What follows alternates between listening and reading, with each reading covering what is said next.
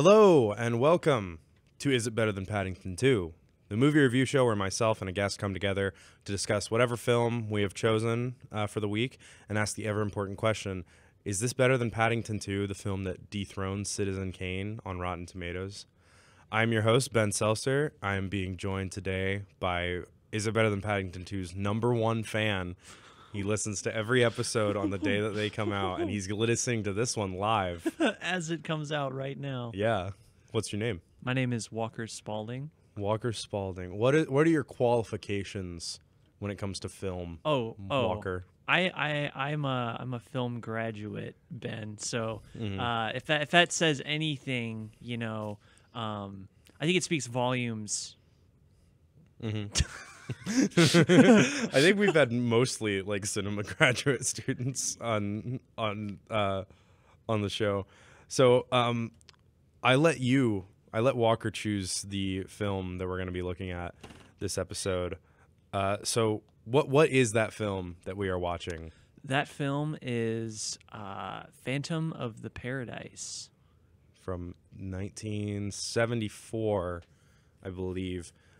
So let's dive right in. So like what are your initial thoughts on this movie that you'd like to share?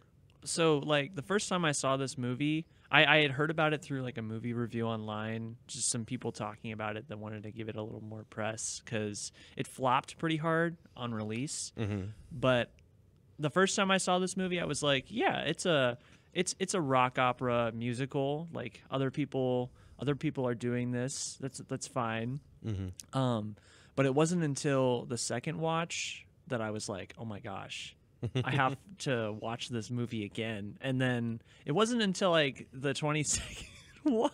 The 22nd? I kid you not, Ben. Like after I watched it the second time, I probably watched it like night after night for about a month. Just picking it apart? It was, well, not necessarily picking it apart, but it was more just like I found myself, I don't want to use big words, but like Go ahead. I was pretty captivated by like this story that like I don't know, like you grow up hearing about all these like classic movies like Rocky Horror Picture Show. Oh, for sure. Or like Halloween. I know we just came out of Halloween season. Everyone knows that movie. It's they're classics and no one talks about Phantom of the Paradise. And yeah, this is the first time I've heard of it personally. Yeah, it went so like under the radar. I think there was one country, I don't know if it was Iceland, that it did really well in. The homestretch country. But no, Homestretch's #1 fans. The Homestretch's #1 fans are in Iceland. What was it?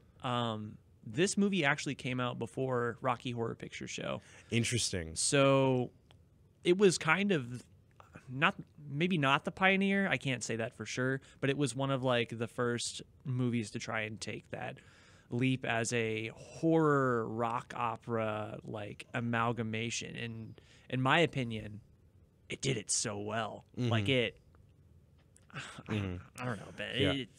No, I get you. I just watched this for the first time today. I watched it this morning. And I'm familiar with, I was already familiar with Phantom of the Opera, which is, this is very clearly based on. And I was just watching this like series of events unfold in front of me, and I was enthralled and also confused. I'm definitely going to have to give it like a few more watches in my lifetime. Maybe not 22. I'm not so sure about that yet. But it was such an interesting movie. Like the entirety of the production is so bizarre, but in such a good way, such a fun and absurd way. Like the costume design, the set design, sound design, everything is just so out there. Like I remember there's a scene kind of like 2/3 of the way through where the Phantom tries to kill himself He tries to stab himself and die, and then discovers that because of the contract he signed with Swan, he can't die, which is so fucking awesome. But like then he tries to stab Swan, and there's just no sound when he does it, but it's really funny, so it works kind of in a weird way. Everything in this movie just kind of is strange, but that is what makes it work. They do the double rug pull there. At first, it's like, oh, I'm sad about my girlfriend. So then he tries to die, but and then Swan says no, and then he tries to kill Swan, and then he also can't die. So Swan also says no to that. Swan just says no. Yeah, that's a big. You could summarize the movie like that. Swan says no. No, what an interesting character Swan is. Like, you mentioned the costume design, and something I wanted to like highlight, and I always try to highlight whenever I bring this movie up, is that Brian De Palma, throughout his film career, was very influenced by Alfred Hitchcock. So if you watch this movie, you notice that a majority of the main characters are named after birds. That's supposed to be a reference to Psycho. Whenever I forget who. Oh, God. Okay, maybe I'm not a cinema graduate, but the main character of Psycho, she goes into this room full of birds, and like they're all dead, and it's supposed to signify that she is in danger because all of these like pretty things have been killed. But yeah, the characters of the film are named, like, I think it's Swan, Phoenix, and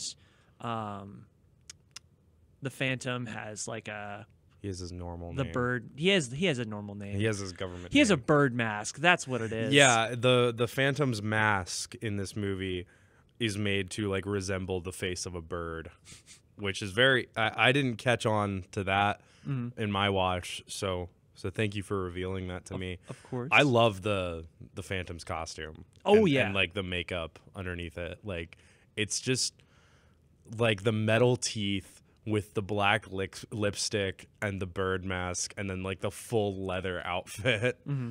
Just it's got some sort of pizzazz about it that I can't really explain. It's got steez, Ben. It's got steez. When you think about the character development that Winslow goes through in like probably 48 hours, I want to say. Oh yeah, this can't be more than like a week. Like totally not more than like a week long elapses in this movie. Are we okay to give like a little rundown? Yeah, sure. I'll let you take it if you would like to. Okay. So we've got this guy. His name's Winslow Leach, and he's pitching his song in front of like one of the hottest record producers in like the era. His name's Swan, and Swan loves the song. And so, but he doesn't like Winslow. So he gets rid of Winslow by having him framed for being a convicted doper and sent to jail, where his teeth are pulled. Swan gives Winslow's song to a group that's like a poppy surfer rock group. Yeah, like kind of 60s rock. Yeah, where it's just kind of all peppy and happy. Yeah, and Winslow's pissed about this. So he breaks out of the factory, tries to blow up the record label, and ends up getting his face burned off by like a record press, and then takes on this alternate identity as the Phantom of the Paradise, which is this new like music club that Swan is opening. The Paradise. It's very fun. And then Swan convinces Winslow like, hey, we'll do your song your way, just sign this contract. And Winslow like unknowingly signs his soul over to Swan after terrorizing the Paradise, mind you. Oh yeah, because I mean Swan's a very persuasive guy. He's at this point Winslow has killed several people. Yeah, he put a bomb in a car. I think and like a car set piece. He threatens one of the acts with a plunger in a very Psycho-esque reference. I can't remember that character's name, but oh, Ben, that's Beef. That's beef. That's beef. That's beef. Okay. So Swan gets this Swan convinces Winslow the Phantom to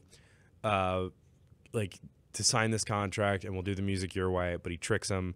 And so Winslow's like rewriting his cantata for this specific performer. Her name is Phoenix, and he's somebody that she's somebody that he met at auditions before he got turned into the Phantom, and he just really likes her voice.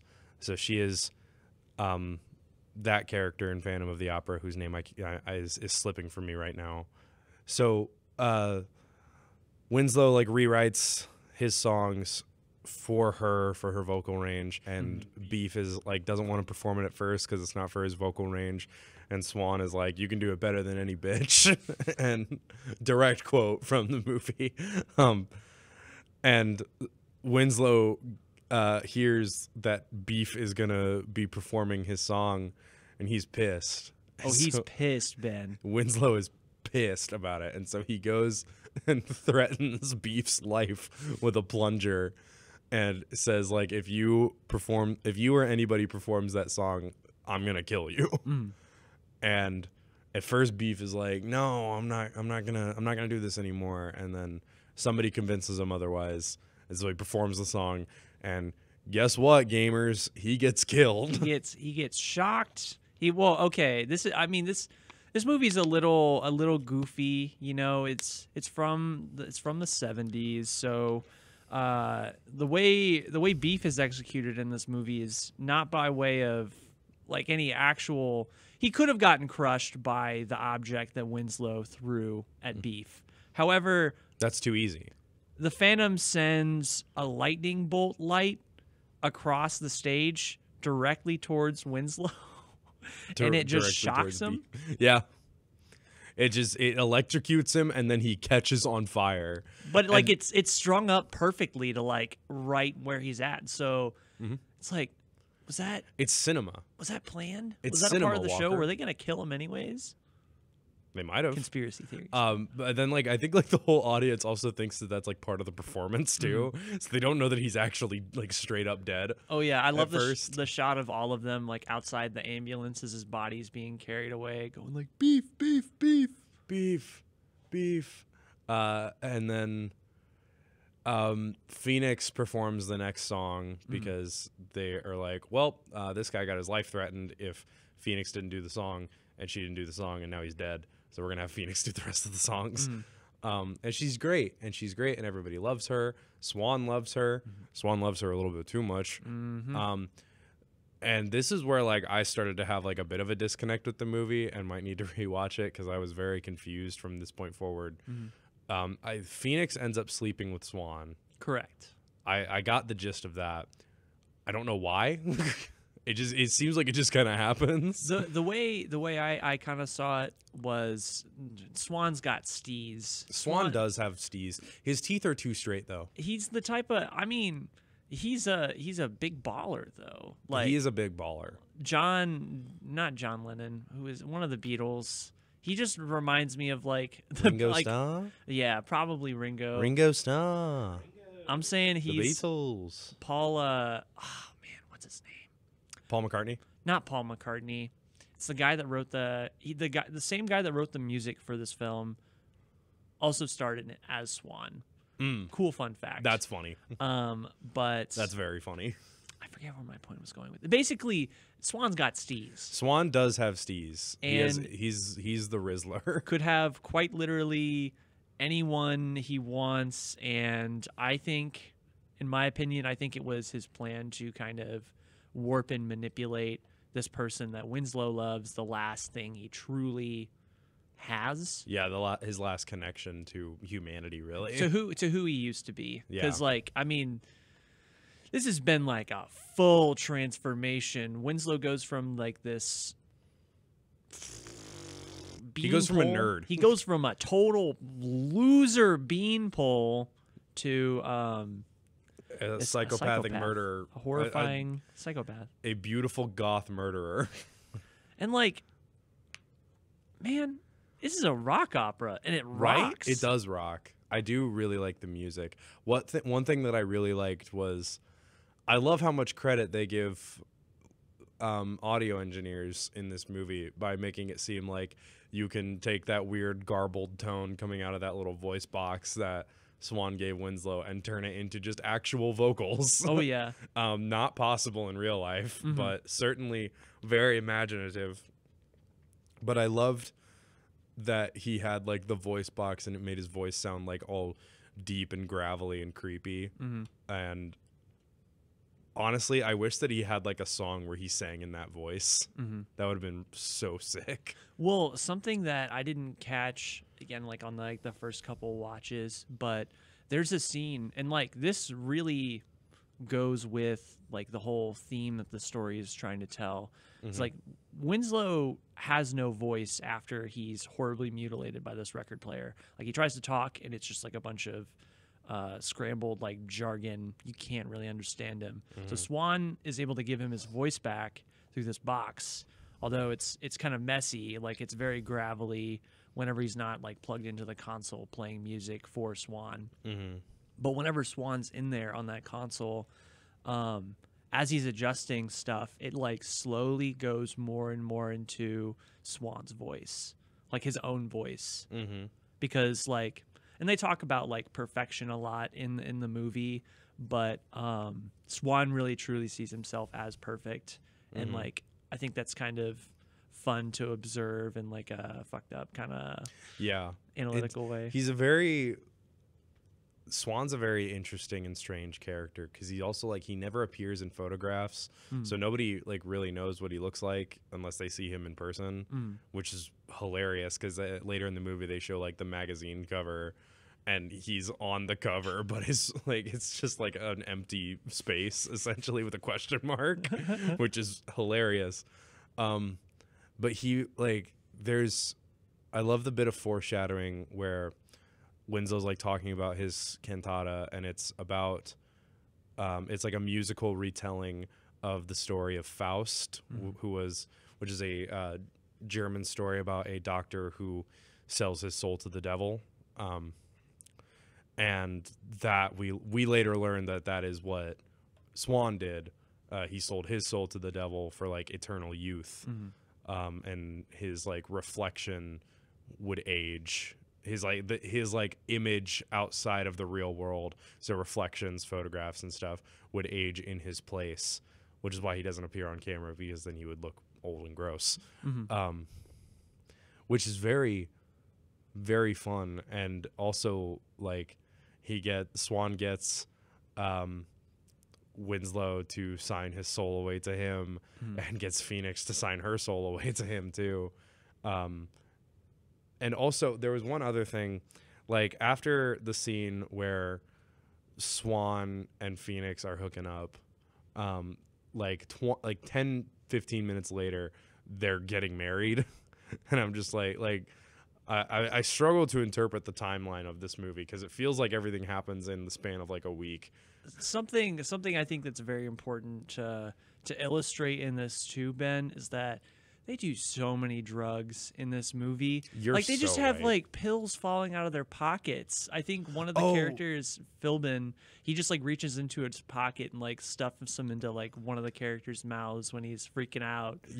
There was one moment when Beef's like walking out of his dressing room and he just like has like a little tin of cocaine on him and he's just like just snorting it up as he's walking through the hallway. Like there's no tomorrow. Yeah, like he's just taking like some prescriptions or something. Very silly.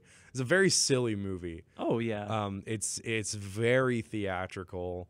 Like if possible, I could imagine seeing this performed on stage. I think that'd be very funny. I want to see a play performance of this. I want to hear more people talking about this movie because it's I don't know.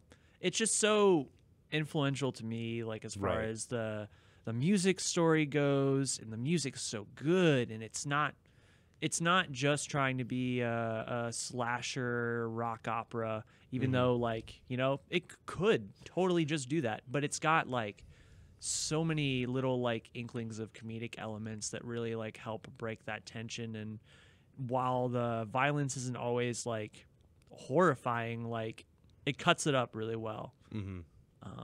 But Yeah, like one of this movie's biggest strengths, in my opinion, is the makeup. Because like all of the damage that is done to these characters throughout the film is done with practical effects, and so you get to see Winslow's horribly scarred face at some point, and it looks really good. And you also get to see like Swan's face literally like come off. That is what I interpreted was happening. I'm not sure how correct I am. no, you're pretty accurate. All with right, that. yeah, like his face like melts off of his head. And all it looks pretty decent. It looks pretty good. Yeah, I'm just like, because I've seen the character, the Phantom, from this movie before. Like I've seen pictures of him, specifically the one where he's like throwing his head back and has his mouth really wide open. I've seen like images of that before, but I've never known what it was from, and I've never known that it was a movie. This was like your know your meme moment. Yeah, I was like, I was pointing at the screen like Leonardo DiCaprio, and like, whoa, I recognize this. Like, there's so much in this movie that I didn't realize that I recognized going into it. Hell yeah. Yeah. Do you have any other thoughts in this movie? I mean, How has this been like influential on you, like in your own work? I mean, I saw this before I made my first short, and that was coming out of high school. And I remember just loving the composition. And this was before like it kind of really clicked what I was really loving about it. Like before you go to like film school, like people understand composition, but like you go in a little more detail like whenever you go to school and you put the work in. But seeing how this was composed, there's a double shot in there that I replicated in one of my first shorts. I love everything about the color. I love everything about the costumes, and I just love the story for what it is. It's just fucked. And Yeah, I think that it is just really messed up. it's what's just going so on. messed up, Ben. What's not to love? I love a good tragedy. Yeah, like Winslow just gets his art completely stolen from him and becomes a horrifying monster, and then he dies. Yeah. Very unfortunate for him. As is life. And I think that is the true friends we made along the way. Maybe the real Phantom of the Paradise was the friends we made along the way. Yeah, there's this one sequence in particular that I really liked, where it was like Winslow's POV just after the accident, where he gets his Phantom costume. And so we like see through his eyes as he's like walking through the halls of the Paradise and heading to the dressing room. And he does have this like horribly disfigured face, but just nobody is noticing him as he walks past them. Like everybody's just not looking at him. And it goes on for just long enough that it's like I started laughing a lot because I thought it was really funny. I will say there are two people that notice him. And this is something I don't get. Again, you said his face is very mangled, and it's kind of hard to tell that this is a person. There are two security guards that see him and say, like, what's that? And then they look over and run away without... Ben, they're supposed to be security guards. Why are they running away? Yeah, but they're supposed to guard against people, not horrifying monsters. Right. Like for all they know, the zombie apocalypse has just started. And they gotta go get their families. The true invisibility potion was the friends putting we my made along face the in way. the record player. I think it's a little like probably a little joke about security guards being useless compared to like actual police officers. like the kind of like mall cop joke. Yeah. Where it's just like these people talk a big game, but they really only have authority over like a few hundred square The feet. pretzel stand. Yeah, for real. So it's like, yeah, these guys might be security guards, but what are they in charge of? This one building. They're in charge of the drugs. They're in charge of. There are so many. They're in drugs. charge of all of the drug-addled celebrities inside the walls.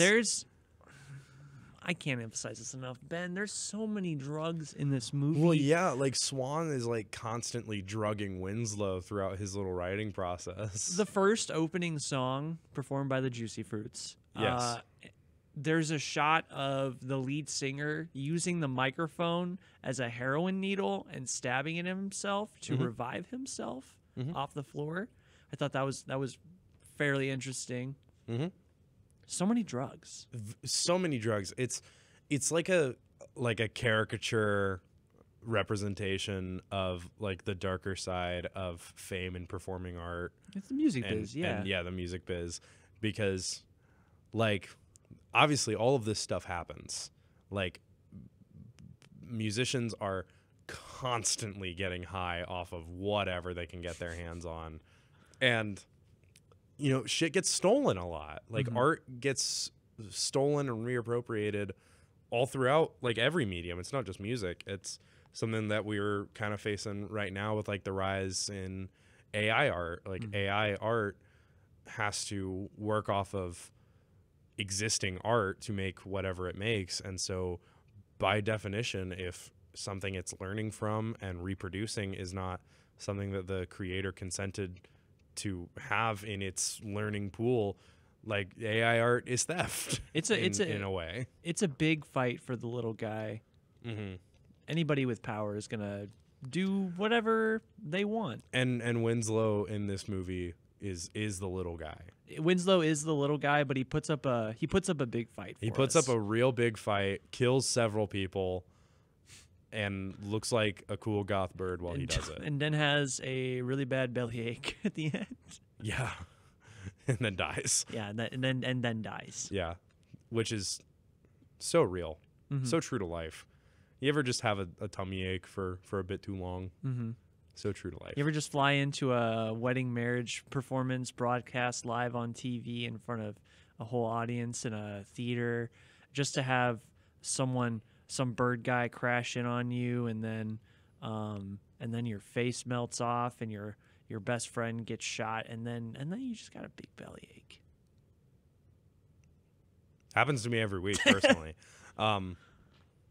No, rip the guy who was the priest for the wedding though. R.I.P. Philbin. Like it was supposed to be like a plot to assassinate Phoenix for some reason. I can't remember why they wanted to kill Phoenix. That was pretty much just so Swan alludes to Phoenix being more perfect than he is, and that that bothers Swan. So he's like, right, all right, I remember that line now. You had your 5 minutes of fame, and now you're gonna die lame. But that doesn't happen though. She doesn't die. She doesn't die. Phoenix rises above the rises ashes. From the ashes. From the ashes. Thank you. Thank you. No, it's great. It's such a wild time. I don't think I appreciate it enough right now. I'm gonna have to watch it like a few more times before I really get it, because I'll get into what my rating of it is earlier, but I put it on my Letterboxd this morning, and my rating is not based on like disappointment or anything. Like I genuinely enjoyed it and thought it was great. I don't get it yet. You're about to break something horrible to me, Ben. I am. Did you 1-star this fucker? No, I would never. Okay. I would never. There are 2 films that I have watched ever that I have given 1 star to. And this was way better than both of them. Hell yeah. But with that said, why don't we go ahead and get into the rating? Bit of a shorter episode this time, but I think that's all right. I think we're getting some good stuff. So our rating is based off of we're gonna benchmark this against the rating of Paddington 2, averaged out from several different websites, several critic reviews, several user reviews, which brings Paddington 2 out to about 4 stars out of 5. So in terms of Phantom of the Paradise, what would you rate it out of 5? I'd give it a 4. It's not perfect. Maybe it is ballsy for me to put it up there with Paddington 2, but I mean, I'm going to say it right now. I am the biggest Paddington 2 hater out there. They use CGI for the whole movie. You know what Phantom of the Paradise doesn't do? Use CGI at all. Doesn't use CGI. It's all practical effects. I don't see a single Psycho reference. They set in beef Paddington on 2. fire. They don't. Where's Paddington with the knife?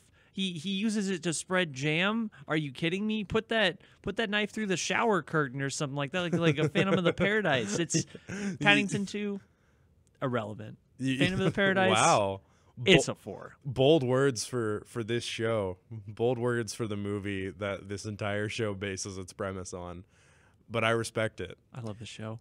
So personally, since I don't yet have that appreciation for Phantom of the Paradise, since I have only seen it once, and I think I need to see it multiple times in a different mindset, in a different state in my life. Like, I don't think I found this whenever I should have. I think I need to watch it again later on when I need it. I'm gonna give Phantom a 3, a solid 3. It's got a lot that I really do like, but there is also a lot that I either didn't really like or didn't really understand, which could be a fault of me as a viewer, but also, you know, I found myself wanting more. Like, I wanted more out of most of the movie. I wanted, because it's very short. It's like an hour and a half. I kind of wanted it. I wanted more story. I wanted more music. I wanted more of a lot of things from this movie. And maybe in like 20 years, when I'm 40 and dying, I will watch this movie again, and I will understand it in a way that I didn't before. See, but Ben, I think, do you even have to be 40 and dying? I'm saying, if we learned anything from this movie, is that you can talk to yourself in the mirror, and then Satan will appear, and then you can sign a contract in your blood, where if you no one can take pictures of you, but you get to live forever, and for that 50 years that no one notices, I'm sure it'll be awesome. But I'm saying, you know what? You're so right. dying in 40 versus let me go immortally young in 40. Let me go sell my soul in the mirror to the devil right now.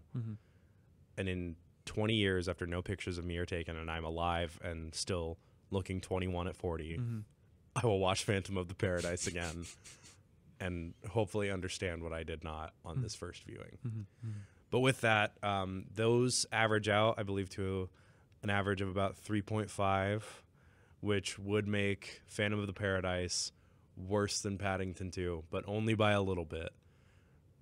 It was a great movie. I did really enjoy it. And Walker, I really enjoyed having you here. Thank you so much for having me here, Ben. This and The Wizard, some of my favorite podcasting shows.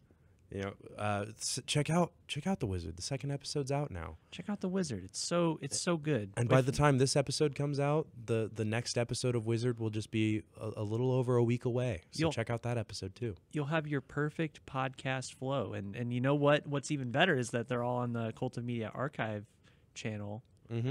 So you can just go back and listen to all your favorites. Yeah. We always release an episode of Is It Better Than Paddington 2?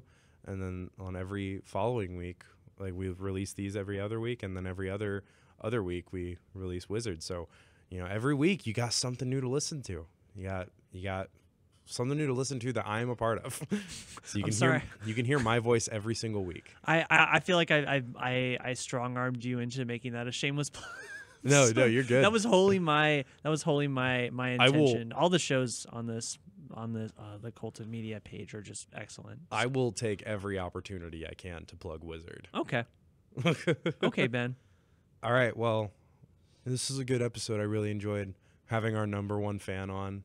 It always delights me to hear that you're excited for these episodes every week. Thank you. I wore my Paddington 2 shirt for the special occasion, as we can see on the screen from the live feed right now. I have a Paddington 2 shirt. Yeah, the screen. Yeah. Totally. I Thank you, Ben. That's.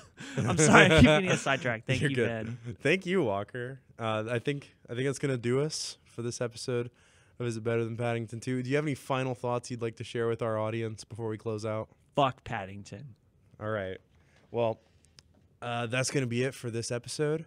As always, I am your host, Ben Selsor, and I will see you in a couple weeks with another movie. And always remember, if we're kind and polite, the world will be right. We'll see you guys later.